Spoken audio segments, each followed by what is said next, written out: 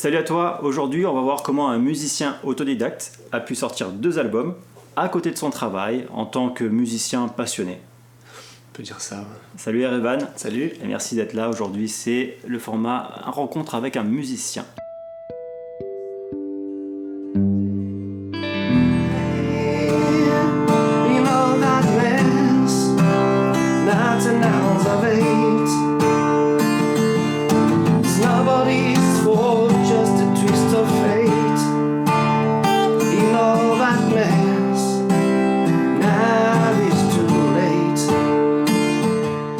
Avant de parler de tes albums, je voulais savoir quand est-ce que tu as commencé la guitare. La guitare, c'est venu au lycée en fait, en fin de lycée. J'ai passé toutes mes années de lycée à écouter du Led Zepp, du Pink Floyd, plein de choses. Je suis pas le seul d'ailleurs. Ouais. Non. Mais bon, arrivé en terminale, j'ai sauté le pas et j'ai un pote qui avait une guitare, il s'en servait plus. Et j'avais déjà essayé 2-3 instruments avant et j'avais jamais été au bout. Ouais. Donc là, comme il s'en servait plus, j'ai dit, avant d'en acheter une et de m'y remettre à quelque chose de nouveau, je lui ai dit si tu peux me la prêter quelques temps. Et donc je l'ai gardé 15 jours. Tous les jours j'étais dessus. Donc je me suis dit, il y a peut-être un truc qui va peut-être plus le faire qu'avant, quoi. Donc je lui ai rendu sa guitare et j'en ai acheté une électrique pour commencer. C'était une électrique, sans ampli d'ailleurs, juste pour faire les doigts, pour jouer dessus. Moi j'avais surtout envie de faire des intros, des solos, des choses comme ça.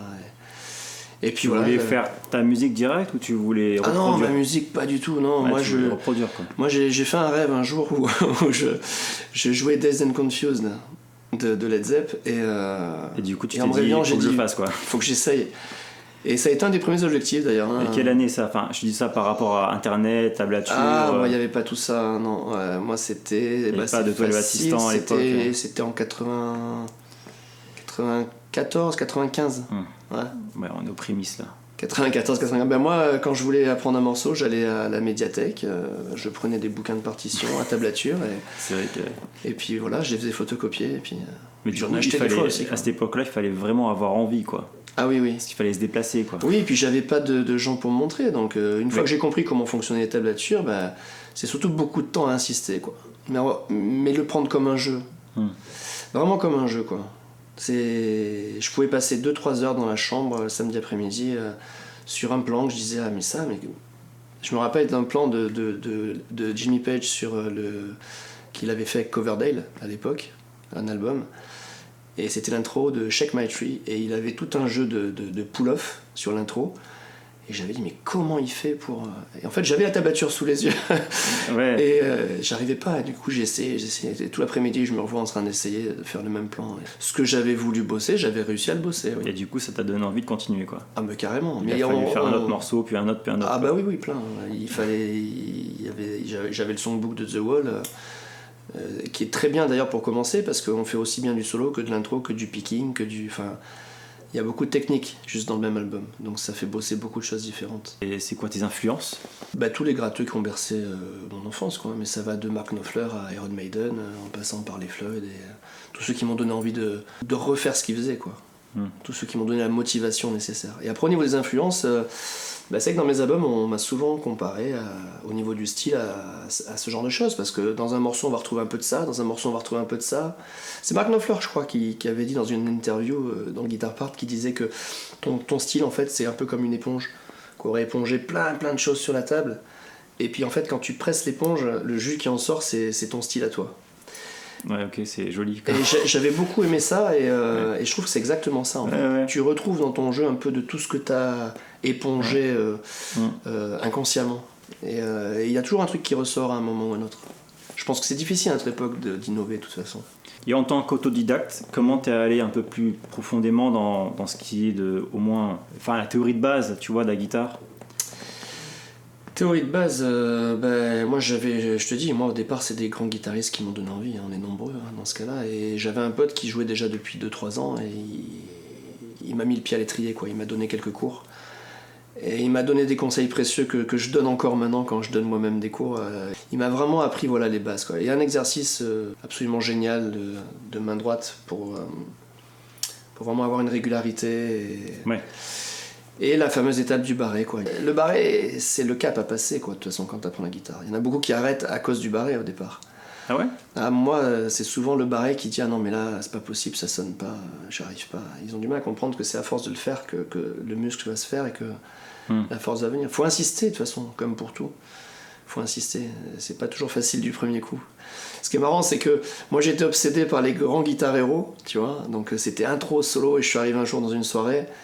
Et donc je faisais de la guitare depuis 6 mois, et pas de problème. Hein. Je savais faire déjà des solos, des intros, NG, des trucs comme ça.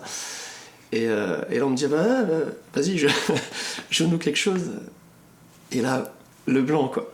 Parce que j'étais avec une guitare et impossible de leur jouer un morceau. Parce que moi j'avais bossé que des plans, que des intros, que des solos. Ouais, je connais ce truc-là. Tu vois, aussi, des plans d'impro, des choses comme ça. Et j'ai dit, je peux pas vous jouer un truc qui va vous plaire ou qui va vous parler parce que. Ouais, le petit truc de Clapton qui sonne bien, puis après, vas-y, continue. Mais là, tout seul en soirée, non, je peux pas continuer. Ça passe pas. Par contre, il y avait un gars ce soir-là qui jouait très bien, justement, lui, et il a pris la guitare et il a joué du Cabrel. Il s'est accompagné en chantant, si tu veux. Et on a passé une super soirée, mais moi-même, pareil. Ouais. Et en le regardant, j'ai fait, ah ouais, en fait, c'est ça qu'il faut que je bosse maintenant. C'est pas juste faire des plans, c'est le chant. C'est savoir qu'est-ce que c'est des accords, s'accompagner, avoir une rythmique propre, faire du picking et savoir chanter en même temps. Chose qui m'était jamais passée par la tête avant, quoi. Ouais. Et donc je m'y suis mis, j'ai pris un autre songbook des Beatles, il me semble, et il y avait le chant des Beatles et les accords à quel endroit ils devaient changer, tous les diagrammes qui me parlaient pas moi avant. Et là je me suis dit c'est ça qu'il faut que je bosse, quoi. Si je veux pouvoir mettre l'ambiance dans une soirée, si je veux pouvoir faire plaisir aux gens, c'est ça qu'il faut que je bosse. Et t'avais quand même envie de faire un truc pour les gens, quoi. Oui, ça se partage, c'est de la musique. Si c'est pour jouer tout seul dans ta chambre au départ, c'est sympa, tu te fais plaisir. Tout le monde a ce truc-là quand même, tu vois. Tu peux te faire plaisir, mais à un moment il faut quand même le partager, ça. Moi en plus après j'ai très vite fait de l'animation, tu vois, dans les centres de loisirs. Ça me permettait de faire chanter les enfants, ça me permettait dans les soirées entre animateurs, c'est ça qui met un peu l'ambiance aussi. C'était vraiment chouette. Et on a passé des soirées mémorables, tous à chanter ensemble et tout, et c'était sympa. Mais voilà, t'as fait une vidéo dessus il y a pas longtemps d'ailleurs, ce guitare chant. Ouais. Qui était très bien. Et c'est vrai que c'est pas évident au début de choper l'indépendance voix-guitare, quoi. Moi je me rappelle très bien le jour où j'ai réussi à chanter et jouer en même temps, c'était sur la rythmique de The Wall. Tu vois, sur Another Brick in the Wall, t'as plein de ghost notes entre les deux, la main s'arrête jamais. Elle est toujours en permanence, mais des fois elle touche les cordes, des fois elle les touche pas, des fois elle scratch en étouffant. Et t'as une rythmique très précise, et c'est quand cette rythmique-là elle a pu être automatisée par rapport à l'exercice que je te disais tout à l'heure, là que j'avais travaillé, que j'ai réussi à placer la voix dessus.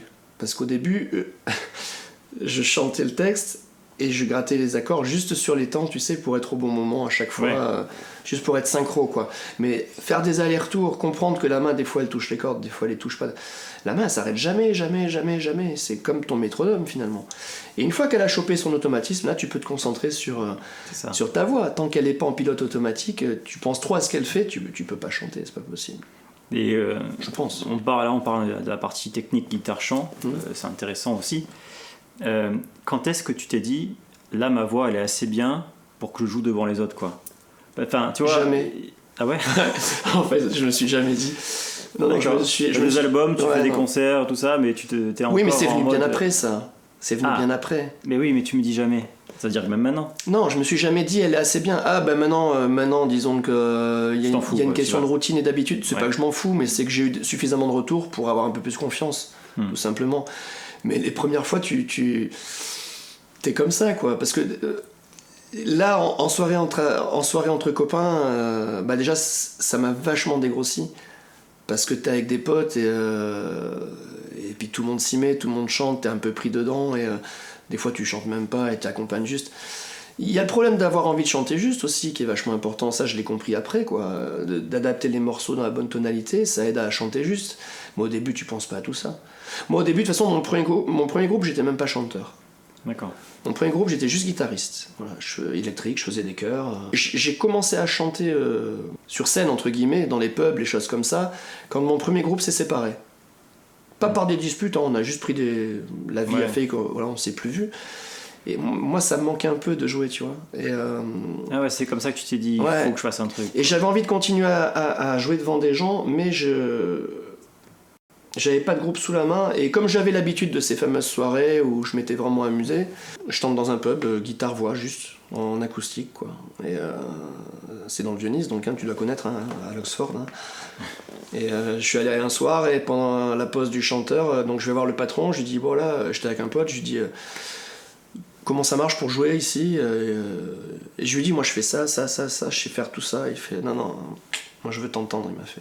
Je dis, ah bon, ok. Il est en pause là, si tu veux, tu vas. Du coup, je suis allé faire 2-3 chansons. Il y avait un Tracy Chapman, un Red Hot, un REM, des trucs de base, quoi. Et puis à la fin de la pause, je retourne le voir et il me dit, bon, bah c'est bon, tu commences mardi. Et donc là, par contre, là, c'était un vrai baptême du feu, quoi.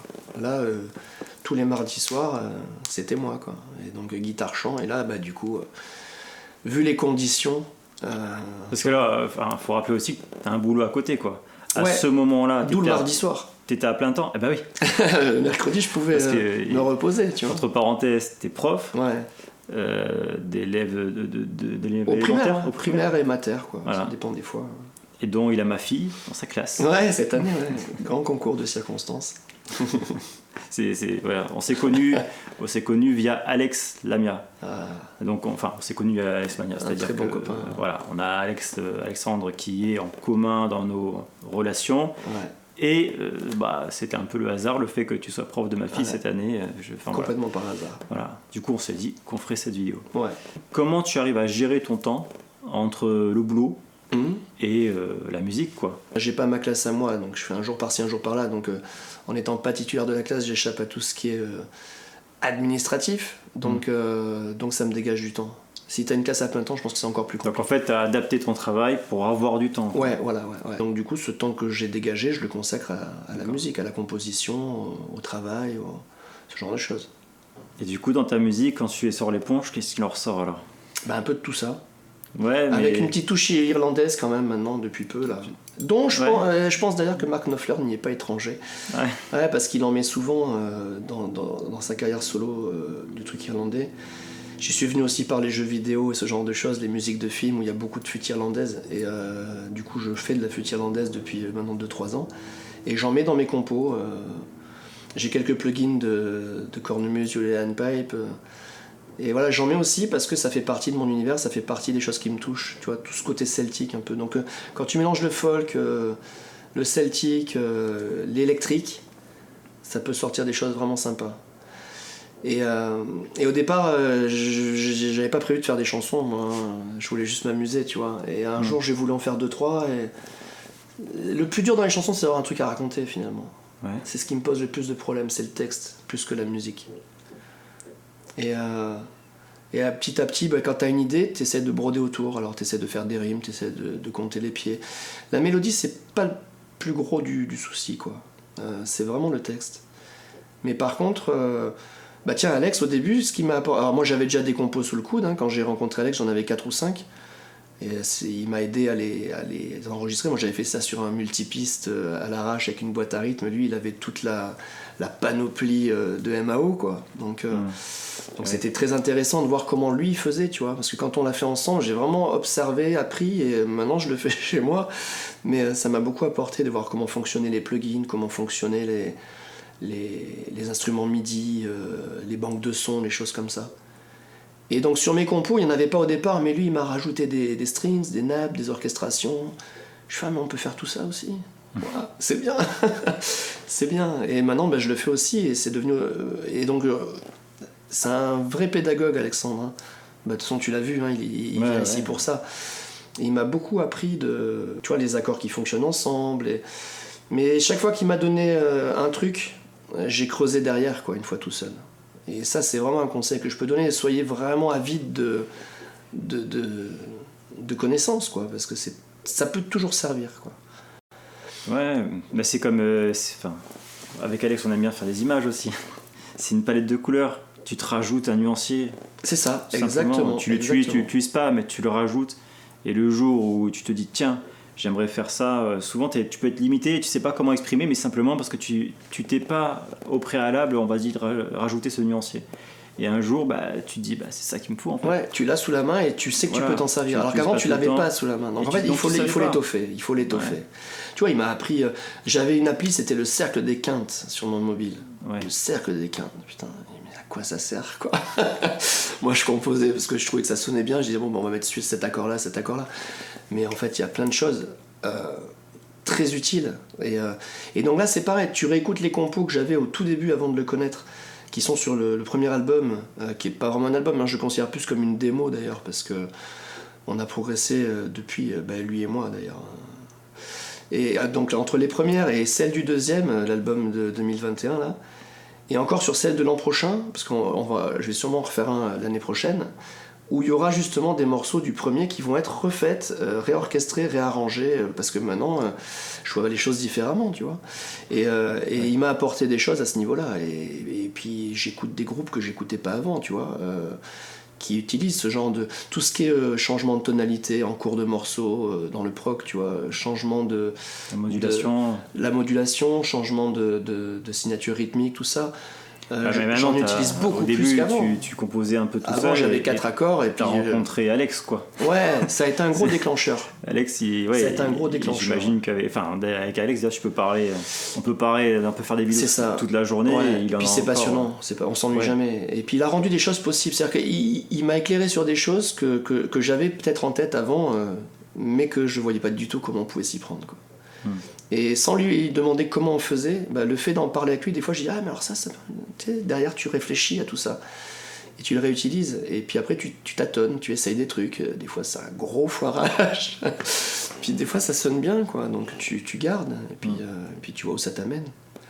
J'ai des compos sur le deuxième où t'as vraiment des cassures de dynamique en cours de morceaux, des morceaux de 7-8 minutes, tu vois, où tu peux avoir un passage complètement orchestral au milieu, mais toujours au service du texte. Et d'où mon truc de tout à l'heure, que le texte c'est un vrai casse-tête, quoi. Déjà avoir un thème, savoir de quoi tu veux parler, c'est un autre truc, écrire.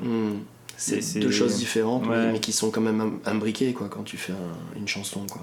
Mais du coup, toi, quand tu veux composer, parce que la question, du coup, je vais peut-être l'orienter maintenant, elle était dedans, la question que je vais te poser, comment tu composes tes chansons? On peut en parler maintenant, on y est là.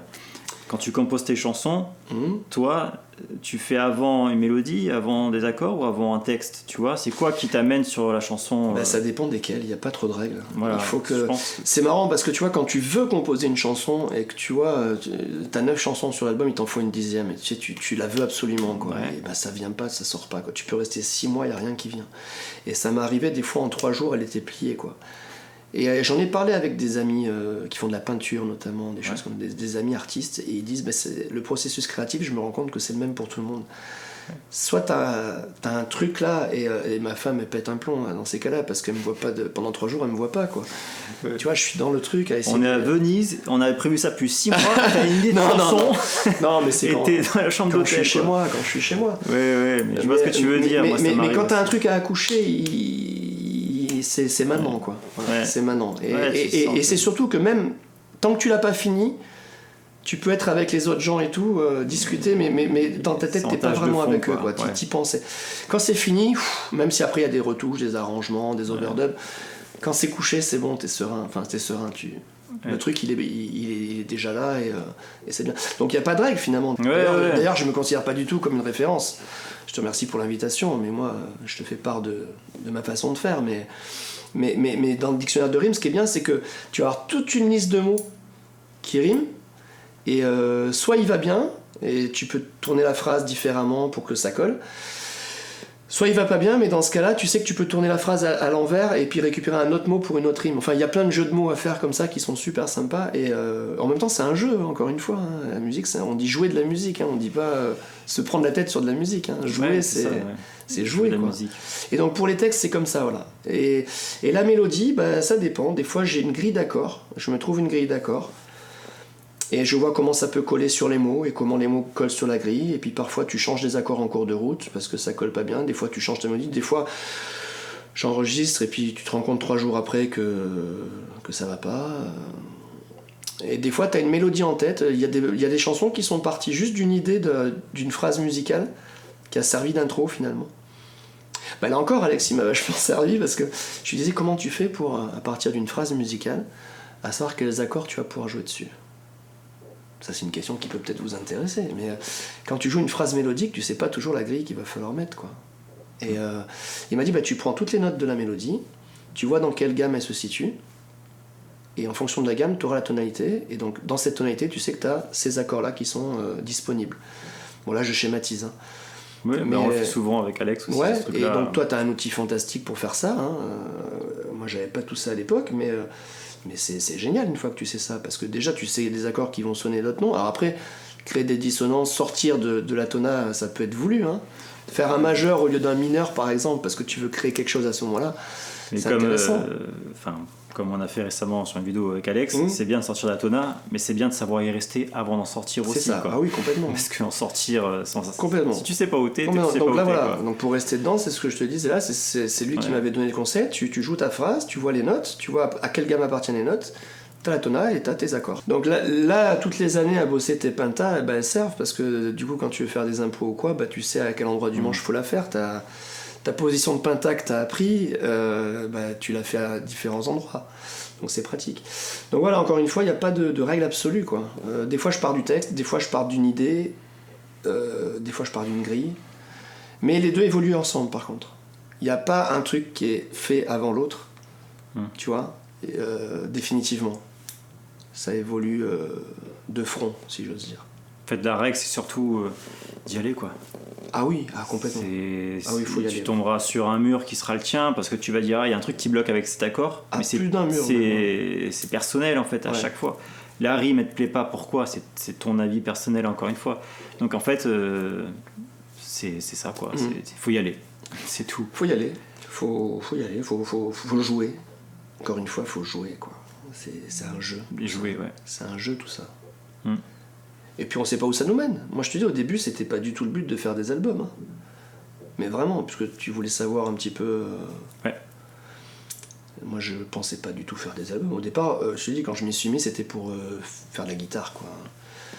Après j'ai chanté parce que fallait amuser les copains et puis après Springsteen, des mecs qui avaient vraiment des chansons à texte et... Même Ligabue, je sais pas si tu connais, c'est un chanteur italien, c'est un peu une sorte de Springsteen italien que j'aime beaucoup. Et quand j'écoutais, je disais, mais en fait, voilà, si tu balances la bonne phrase au bon moment, tu mets une rime et tout, après tu fais un petit gimmick derrière, je me suis dit, c'est pas si compliqué quand même de... C'est pas si compliqué finalement, essaye quoi. Donc j'ai essayé, et puis au début, très franchement, ça casse pas à quatre pattes à un canard quoi. Ouais, mais t'as trouvé une satisfaction. Mais t'es content quand tu donnes déjà un truc qui aboutit. Ouais, qui donne le change un peu, tu vois. Et quand j'ai eu 4-5 chansons plus ou moins bien, je voulais les enregistrer pour pouvoir me les écouter de temps en temps. Et le fait de les avoir enregistrées avec Alex, du coup, je me suis dit, là, je suis arrivé à un truc sympa. Et c'est lui qui m'a dit, mais pourquoi t'en fais pas d'autres comme ça, il t'en manque pas beaucoup pour faire l'album en fait. J'ai dit ouais, dans le fond pourquoi pas. Donc je reconnais bien Alex sur ses paroles. Il est très motivant et il te pousse quoi. Et ça c'est génial. Et il te pousse quoi. Et donc j'en ai fait plusieurs autres suffisamment pour avoir un album quoi. Qui est donc une démo maintenant. Mais par contre quand l'album est sorti, pour moi j'avais fini si tu veux. J'étais content de moi. Voilà. Ouais. Et c'est qui m'a dit alors le deuxième maintenant. Et puis t'es allé à Venise. Et puis t'es allé à Venise et puis hop. Voilà c'est ça. Et une idée. Faut que je le mette. Non. même pas.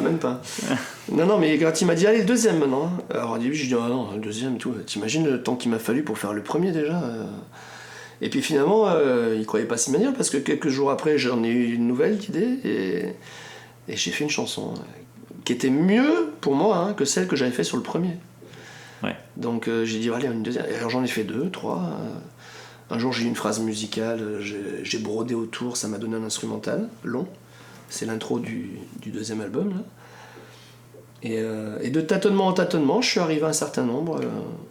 Mais je me suis pas dit, allez hop, on s'y met là. C'est venu naturellement. C'est ça. Okay. Et je pense que c'est ça la barrière pour beaucoup de gens en fait. C'est le fait de dire, il faut que j'arrive à pondre un truc quoi. Et comme il y a une barrière, parce que c'est peut-être juste pas le bon moment, et on met de côté, et puis on met de côté des fois très très longtemps quoi, même trop.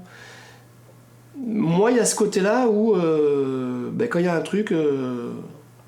Je me le mets de côté, je me le pose, je me l'enregistre un peu et puis je laisse décanter. Tu vois, c'est un peu comme tu mets les ingrédients et puis tu remets le couvercle, tu laisses mijoter. Ben, Quand tu réouvres le couvercle, c'est ça a déjà un peu. Ben voilà, la daube, tu la fais pas en. C'est ça, ça prend du temps. Ça prend du temps. Donc ça prend le temps qu'il faut, mais donc c'est pour ça, je pense que ça doit pas être une finalité en soi, faire un album. C'est juste l'aboutissement de choses que tu as fait avant, quoi. Voilà, le truc que je voulais amener sur cette chaîne, c'est comment toi, musicien passionné plus que professionnel, pas professionnel, parce que tu fais pas ça pour en vivre, ouais. mais sur Spotify, on trouve ton album, quoi. Voilà, t'es pas que sur YouTube. Oui, je suis sur toutes les plateformes. Toutes les plateformes et machin, t'es distribué, quoi. Ouais, parce que quand les albums sont sortis, j'ai un autre pote à moi que peut-être tu connais qui est de la région aussi, qui fait des concerts, c'est un peu le Satriani local, hein. Xavier Bocher, non? Je sais pas si tu connais. Non. Et lui, il a créé un site Orphéolab où il peut balancer tes morceaux sur les plateformes du monde entier. Donc, d'accord. Donc grâce à lui, finalement, mes morceaux ils sont sur Spotify, Apple Music, Deezer, toutes les chaînes de streaming finalement.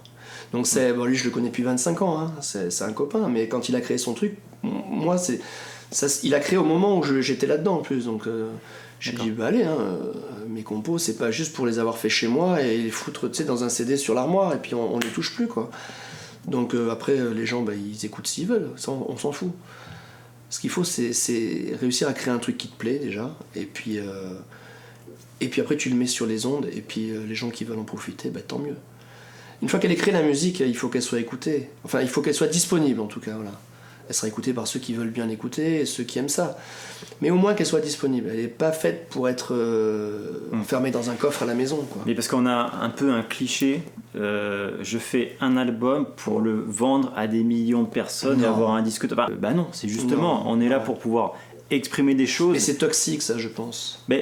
C'est ça qui crée des barrières, je pense. C'est toxique. T'as décidé de faire des albums, comme t'aurais pu décider de pas les faire, mais en tout cas, c'est un peu l'aboutissement aussi personnel, après avoir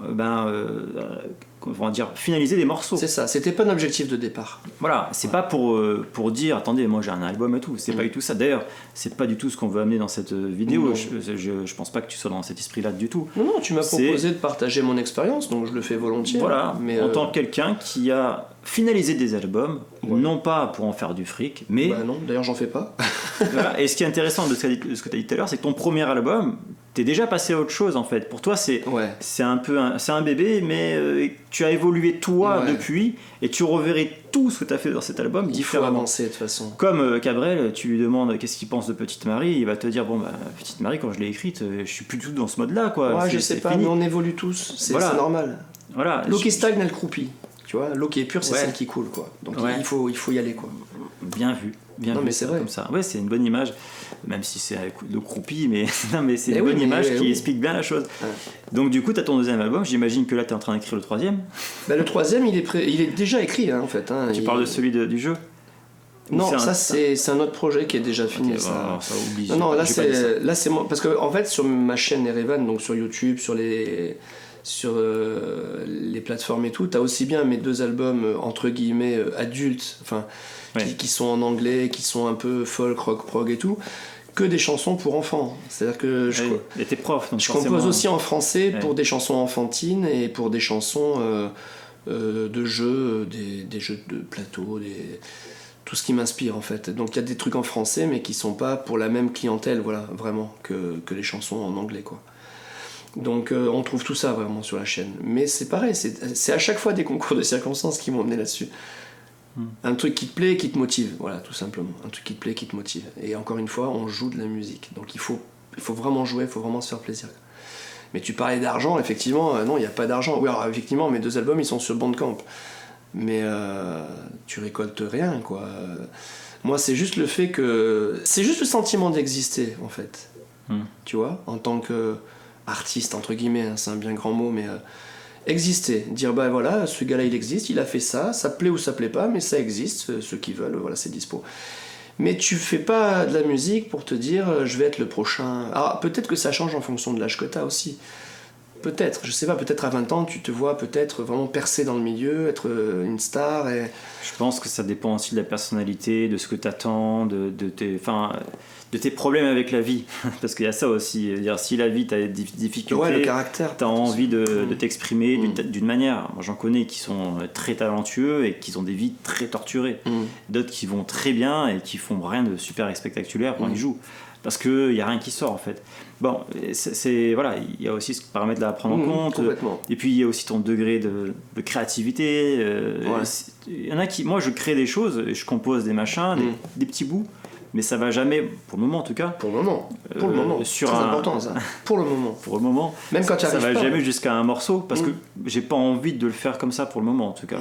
Parce que je chante pas non plus. Pour le moment en tout cas. Pour le moment, mais là je vois que c'est en train de. Ouais, je me crée des de se débloquer quoi. Voilà, mais le pour le moment, c'est ce qui fait toute la différence finalement dans la vie. Hein, je parle. Ouais. J'ai des élèves en classe, j'ai des élèves en guitare, et même moi. Alors ça c'est pas Knopfler, je crois que c'est Bruce Lee qui disait la différence entre le mec qui dit je n'y arrive pas et le mec qui dit je n'y arrive pas encore.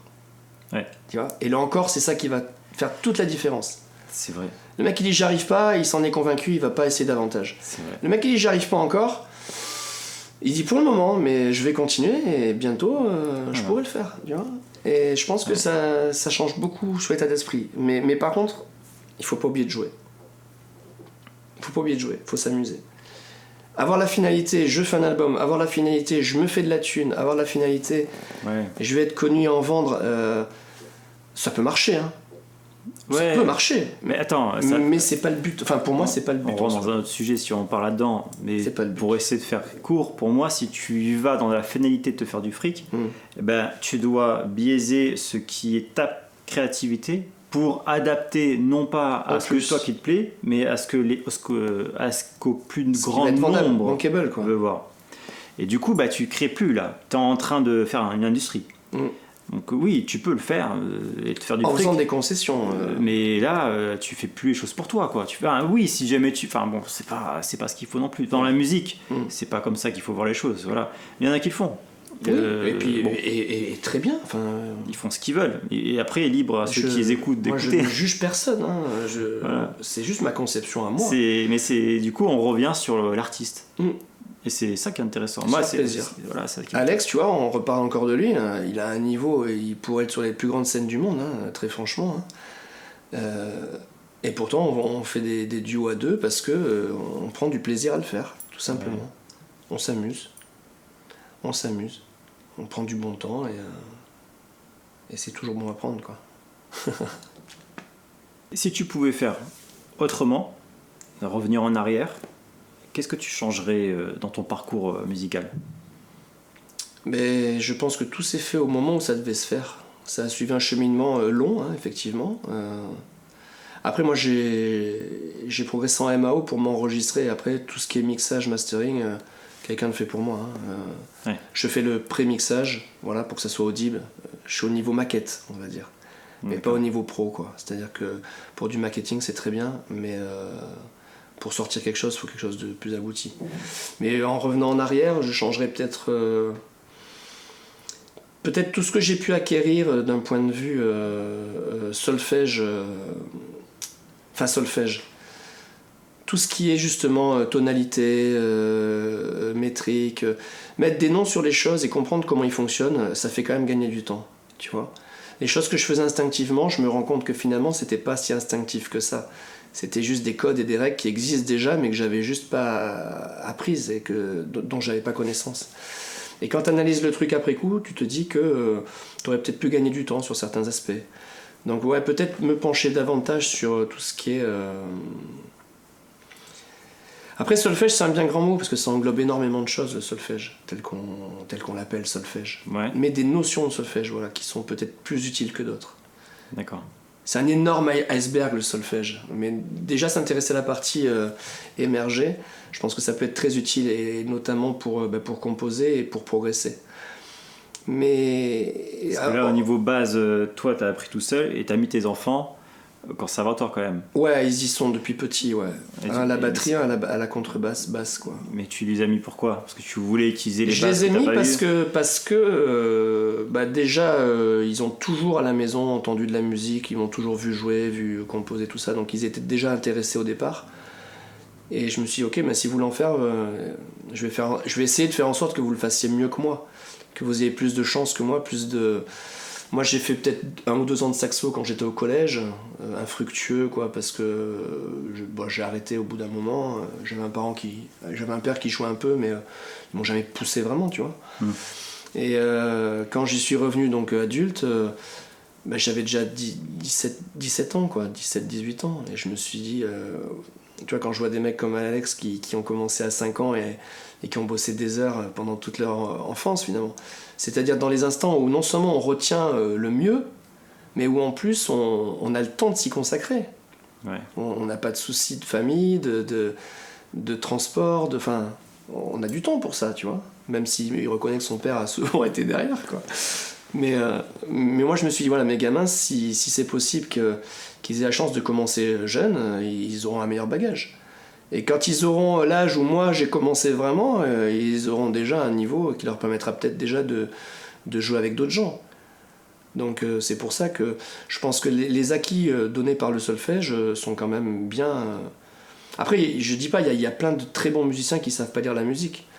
Je parle pas du solfège comme lire la musique. Je parle juste que ça peut apporter des facilités, tu vois, des leviers, des compréhensions sur comment ça fonctionne tout ça. Ouais. Comment ça s'articule. Pourquoi quand tu fais cette note ou cet accord à ce moment précis, tu vas créer une impression un peu plus dramatique ou non.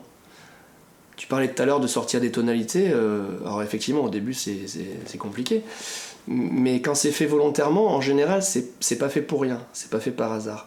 Et je pense qu'en connaissant la théorie, tu peux vraiment amener des choses bien précises, quoi. Pour te trouver sur toutes les plateformes de streaming, Erevan, s'écrit comme ça. Je le mets dans l'écran parce qu'il y a le A qui a des petits trémas, donc c'est ça. Hein. Donc du coup, pour être sûr de bien te trouver. Ah, sans les trémas. Voilà, donc c'est toutes les plateformes de streaming. T'as un Bandcamp, tu as. Ouais, il y a un Bandcamp de streaming, et YouTube aussi. Il y a une chaîne YouTube. Description, je mets toutes les informations que tu m'auras données pour que je les mette. Voilà, si tu veux en voir plus. Je te remercie d'avoir suivi, merci d'avoir été là pour parler un peu de ça. J'espère que ça aura un peu parlé à qui a besoin d'entendre certaines choses pour se lancer. Le principe c'était ça, c'est que tu puisses trouver un peu de toi là-dedans, dans tout ce qui vient de se passer là, et te dire pourquoi moi j'ai ce blocage, et voir pour défoncer les murs. On peut dire ça comme ça, gentiment, quoi. Ouais, gentiment. Bon allez, ciao.